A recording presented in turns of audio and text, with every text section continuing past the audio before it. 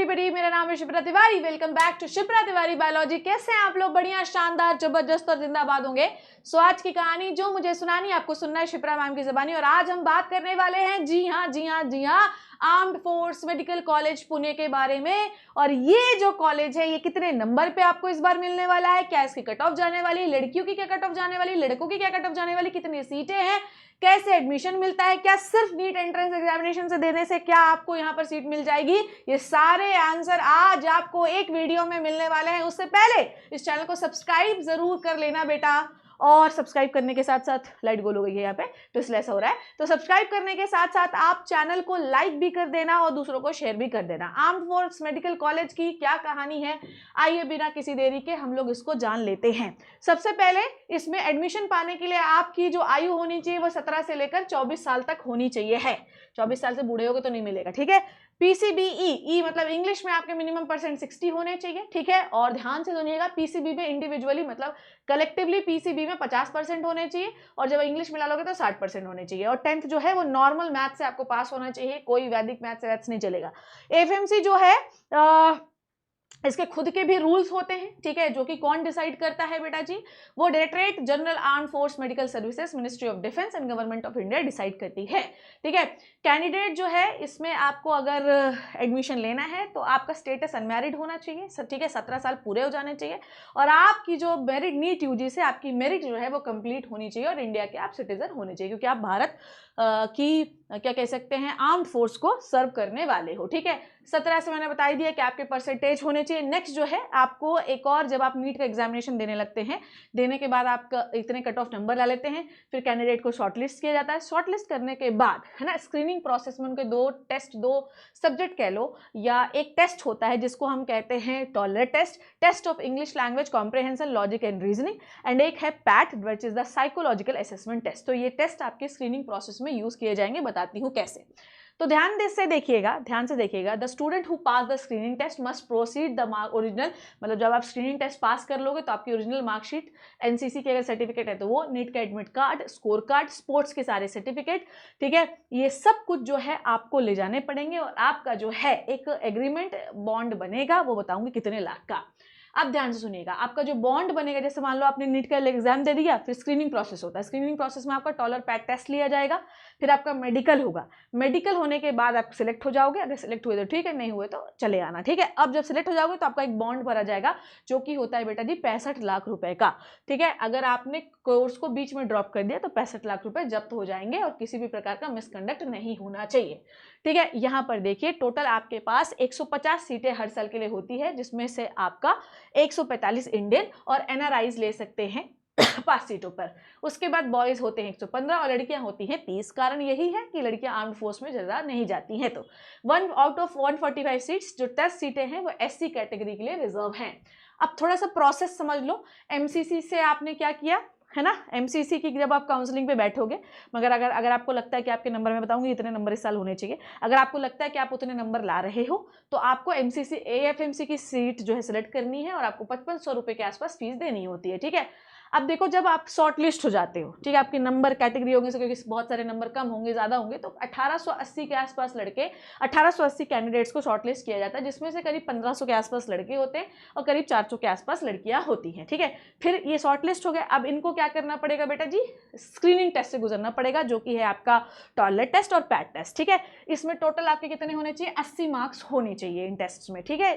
ये जो है पैट जो है आपका बता दिया मैंने, एप्टीट्यूड वाला और इंग्लिश वाला टॉलर, तो इनमें आपके टोटल 80 मार्क्स होने चाहिए। फिर आपका होगा इंटरव्यू में होने चाहिए आपके 50 मार्क्स, ठीक है, क्वालिफाइंग मार्क्स है। उसके बाद होगा आपका मेडिकल टेस्ट, ठीक है। जब ये सब में आप क्वालिफाई कर जाओगे, उसके बाद आपकी फाइनल लिस्ट आ जाएगी। फाइनल लिस्ट में अगर आपका नाम है तो आप जाइए, सारे जो मैंने बता दी ओरिजिनल मार्कशीट्स, नीट का एडमिट कार्ड, नीट का स्कोर कार्ड, ये सारी चीज़ें आप लेकर जाइए, वहाँ पर आपका बॉन्ड बनेगा और आप वहाँ के डॉक्टर बन गए। अब 2023 का जो कट ऑफ गया था बेटा एफएमसी का, वो था 622 लड़कों के लिए, 648 लड़कियों के लिए। 2024 का देख लो, 2024 का 666 लड़कों के लिए और लड़कियों के लिए 681, जो कि बहुत बड़ा नंबर है।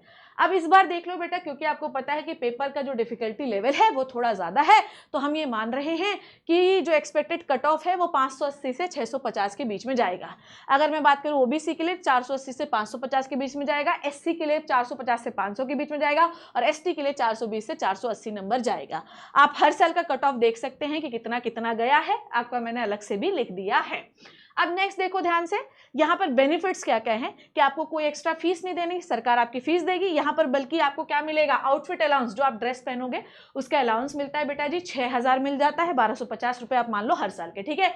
इसमें आपको हेयर कटिंग के लिए 140 रुपये मिलते हैं, बुक्स और इक्विपमेंट के लिए 4000 पर मंथ मिलते हैं, वॉशिंग अलाउंस 560 मिलता है ना। उसके बाद और एडिशन में आपको 1800 रुपये मिलते हैं, ठीक है। और उसके बाद क्या है, AC थर्ड टायर का टिकट मिलता है विंटर और समर में 2 बार घर जाने के लिए। सोचो सब कुछ फ्री में मिलता है, आप सोच लो और क्या कर दें हम लोग, ठीक है। ये हैं आपके हॉस्टल्स, ठीक है, जो वहाँ पे मिलते हैं, फोटोज देख लीजिए आप। ये है आपकी भाई ये मेस जहाँ पर आप खाना खाने वाले हो, ये है आपके हॉस्टल्स जहाँ पे आप रहने वाले हो। मत सोचो कितना गंदा है बेटा, क्योंकि जो फ्री में मिल रहा है ना उसकी दी हुई दान की हुई बच्चिया के दांत नहीं गिने जाते, ठीक है। ये देखिए इस तरीके से आपको प्रैक्टिस कराई जाएगी, ये फैसिलिटीज है, देखिए ध्यान से, क्लासरूम्स हैं, ये आपका प्लेग्राउंड है, ठीक है। उसके बाद हाइलाइट्स क्या है, ठीक है। हाइलाइट्स जो है यहाँ पर आपको रैगिंग नहीं हो सकती, कंटिन्यूस CCTV चलेगा, है ना। आर्टिफिशियल एथलीट ट्रैक है, 6 लेन आर्टिफिशियल एथलीट ट्रैक है ना। सब बास्केटबॉल कोर्ट, अशोका चक्र लाइब्रेरी स्पेशली आप लोगों के लिए बनाई है, सिर्फ बच्चों के लिए, ठीक है। डॉक्यूमेंट जो आप FMC के दौरान लेके जाएंगे एडमिशन प्रोसेस के दौरान, देख लीजिए, आपका एंट्रेंस एडमिट कार्ड, ठीक है, स्कोर कार्ड नीट का, प्रोविजनल अलॉटमेंट लेटर, ठीक है, एक सेकेंड, प्रोविजनल अलॉटमेंट लेटर जो आपको मिलेगा, आईडी प्रूफ में आप Aadhaar card, PAN card, driving licence, passport, 10-12 की मार्कशीट, है ना, आपका जो कास्ट सर्टिफिकेट है वो, और आपकी पासपोर्ट साइज की 7 से 8 फोटोग्राफ ये आपको लेकर जानी है, ठीक है। आप अगर AFMC से MBBS करते हैं तो आप किसको किसको सर्व कर सकते हैं, बेसिकली आप सेना को सर्व कर सकते हैं।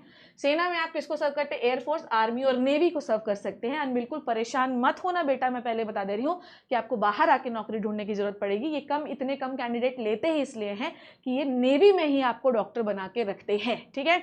उसके बाद सैलरी देख लीजिए, अगर आप सैलरी कर लेते हैं, ठीक है, तो देखिएगा आफ्टर इंटर्नशिप आपको रैंक मिलती है कैप्टन की है, ठीक है, इंटर्नशिप करने के बाद, जिसमें आपकी करीब 68,000 से 1 लाख रुपए तक की सैलरी होती है, ठीक है, समझ में आई बात। और आपको MSP मिलता है मिलिट्री सर्विस पे 15,000 रुपए, ठीक है।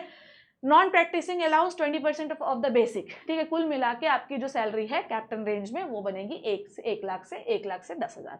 अब ये जो कैडेट हैं, ध्यान से समझना, ये जो है आपको किसको किसको कितना कितना पैसा मिलता है, ये उसकी वो है, मैंने सब कुछ पूरा डिटेल से बनाया हुआ है, ध्यान से देखिएगा, ठीक है। तो अगर आप कैडेट हैं, है ना, तो आपको 57,800 मिलेगा। आप जब कैप्टन बनते हैं, आपके लेफ्टिनेंट से, कैडेट से लेफ्टिनेंट बनाने में इतना, लेफ्टिनेंट से कैप्टन बनते हैं, मतलब जब आपकी इंटर्नशिप हो गई तो 63,000 आपको बताया था मैंने कितना, 1,10,000 के आसपास। जब आप कैप्टन से मेजर बनते हैं तो आपका बेसिक पे मतलब इतना पैसा मिलेगा, साथ में एडिशन होता है सारी चीज़ें। जो जैसे कैप्टन का कितना हुआ था, 1,10,000 हुआ था सैलरी, ठीक है। जब मेजर से आप कर्नल बनते हैं तो 1,24,800 आपका बेसिक पे होता है। लेफ्टिनेंट कर्नल से जब कर्नल बनते हैं तो आपका 1,34,000 हो जाता है। जब कर्नल से ब्रिगेडियर बनते हैं आपका तो 1,43,800 बनता है। और ये सब सिलेक्शन प्रोसेस होगा, मतलब आपको यहाँ पर भी कुछ एग्जामिनेशन देने पड़ेंगे, ठीक है। फिर जब आप ब्रिगेडियर से मेजर जनरल बनते हैं तो 1,48,000 फीस होती है, ठीक है। मेजर जनरल से जब लेफ्टिनेंट जनरल बनते हैं तो फिर इनकी तो बात ही अलग है। तो ये जो लास्ट के स्टेप है ये बाय सिलेक्शन होते हैं, मतलब हर कोई नहीं बनता, कुछ ही बनते हैं और वो बाकायदा आपका एग्जामिनेशन वगैरह होते हैं, ठीक है। अब आपको सिलेक्ट करना है कि आप किस कॉलेज में जाना चाहते हैं, FMC और एम्स, दोनों के प्रोज एंड कॉन्स तो मैं नहीं कहूँगी, पर प्रोज ही प्रोस है। पर अगर आप प्रोज ज़्यादा देखोगे तो इन दोनों का ही सम्मान बहुत है, पर FMC की पता नहीं क्यों लोगों के अंदर अलग ही ठाट बाट होती है। तो तुम मुझे बताओ कि तुम क्या ज्वाइन करना चाहते हो, FMC ज्वाइन करना चाहते हो या एम्स ज्वाइन करना चाहते हो, कमेंट सेक्शन में मुझे ज़रूर बताना, ठीक है। और लड़कियों के लिए सीट कम क्यों है, क्योंकि लड़कियां आर्म फोर्स को कम सर्व करती हैं।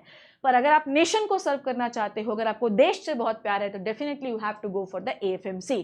तुम बताओ क्या तुमने अपने इतने 17 साल के जीवन में कभी AFMC को अपना ड्रीम बनाया है? अगर हाँ तो कमेंट सेक्शन में मुझे ज़रूर बताना। अगली बार मैं आप लोगों के लिए एम्स की गाइडलाइन लेकर आऊंगी। I hope you learn and enjoyed the video. Thank you so much बच्चे, take care and bye bye.